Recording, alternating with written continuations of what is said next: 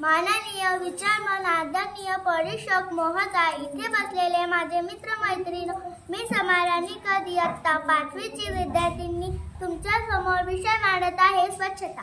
स्वच्छतेचा जर विचार केला तर शहरामध्ये कचरा हा एक गुंतागुंतीचा विषय बनत चालला आहे। शहरामध्ये कचरा की कचऱ्यामध्ये शहर हे कळतच नाही। आपल्या संस्कृतीमध्ये म्हटले जाते, जिथे स्वच्छता तिथे समृद्धी नांदते। आपण खरंच स्वच्छता ठेवतो का?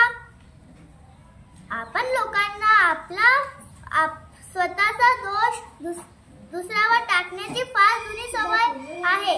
आपण आपली चूक न मानता शासनाला दोष देतो। ते तर आपलं काम करतच आहे, आपण आपलं काम करतो का? जसे आपण आपले घर स्वच्छ ठेवतो तसा परिसर स्वच्छ ठेवण्याची कधी प्रयत्न केली आहे का? हे म्हणतात ना, देगावरी आणि पणगावरी वाटून दिल्याशिवाय तर आपण जेवतच नाही। शासनाने यावर सुद्धा विचार केला। अनमोशीमध्ये काही ठिकाणी कचरापेटी ठेवण्यात आली। खर्रा खाऊन कागद रस्त्यावरच टाकणार, पण कचरापेटीत नाही। जिथे लिहिले असेल इथे थुंकू नये तिथेच थुंकणार। तुम्हाला तरी हे बरोबर वाटते का?